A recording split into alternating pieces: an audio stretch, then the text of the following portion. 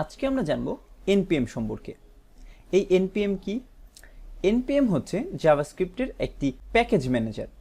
npm এর full form হচ্ছে node package manager, অর্থাৎ নোডের যেই অ্যাপ্লিকেশন আছে সেই অ্যাপ্লিকেশনগুলোকে আমরা ম্যানেজ করতে পারি npm ইউজ করে।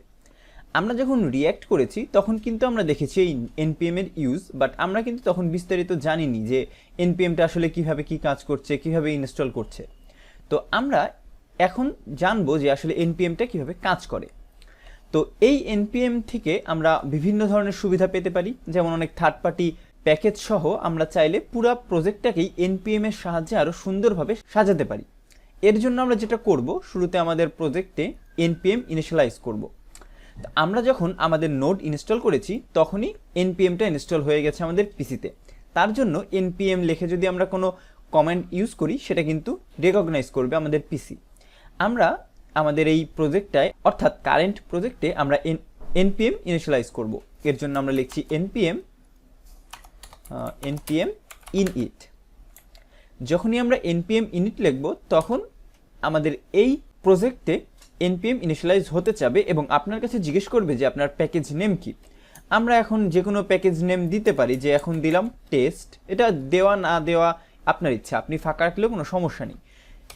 এবং ভার্সন 1.00 বলছে, এটাই থাকলো। ডেসক্রিপশন আমরা দিব না, এন্ট্রি পয়েন্ট index.js এগুলো দিচ্ছি না, আমরা টেস্ট কমান্ড কিচ্ছু দিচ্ছি না, এগুলো আমরা এন্টার দিয়ে চলে যাচ্ছি। এবং পরিশেষে আমাদের বলতে হবে অবশ্যই ইয়েস, আমরা ইয়েস বলে দিলাম। এবং সাথে সাথে দেখবেন যে প্যাকেজ.json নামে একটা ফাইল ক্রিয়েট হয়েছে এবং এখানে ডিফল্ট কিছু কমেন্ট অলরেডি অ্যাড হয়ে গেছে।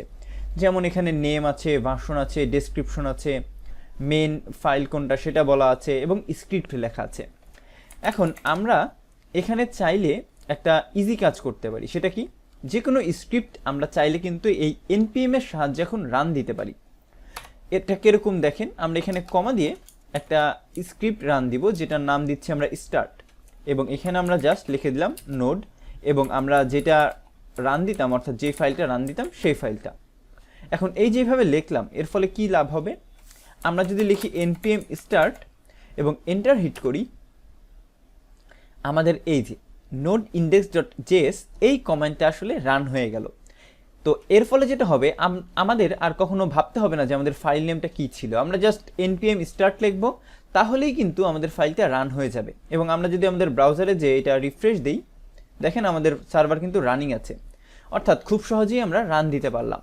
এইখানে যে কোনো ধরনের কমেন্ট লিখেই আমরা আমাদের ফাইলটা রান দিতে পারতাম। যেমন আমরা যদি লিখি npm স্টার্ট ফাইল, এবং এইখানে যদি আমরা ঠিক একইভাবে আবার ডিফাইন করে দেই নোড index.js, এই সার্ভার অফ করছি Ctrl+C প্রেস করে, এবং ওইখানে দেখেন আমাকে একটা কনফার্মেশন দিয়েছিল যে terminal batch job yes or no, মানে আমি অফ করতে চাই, ইয়েস অর নো, ইয়েস দিয়েছি তার জন্য অফ হলো, নো দিলে কিন্তু অফ হতো না। তো এটা হওয়ার পরে আমরা যেটা করব, একটু ট্রাই করে দেখি যে আমরা যখন স্টার্ট ফাইল লিখলাম এইটা কি কাজ করে নাকি। npm স্টার্ট দেন ড্যাশ দিয়ে ফাইল। একটা জিনিস মাথায় রাখবেন, আমরা কখনোই এখানে স্পেস দিব না, ঠিক আছে।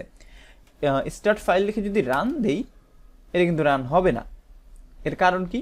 কারণ npm স্টার্ট হচ্ছে একটা ডিফল্ট মেথড বা ডিফল্ট কিওয়ার্ড, যেটার সাহায্যে আমরা ডাইরেক্ট একটা নোড অ্যাপ্লিকেশন রান দিতে পারি। বাট স্টার্ট ফাইল লিখলে আমরা ডাইরেক্ট রান দিতে পারবো না, তখন আমাদের এই npm স্টার্ট ফাইলের আগে একটা রান লিখতে হবে এবং তারপরে হিট এন্টার দিলে ঠিক মতোই আবার নোড ইন্ডেক্সটা কাজ করবে। তো এইটা হচ্ছে বেসিক আসলে আমাদের npm এর কাজ।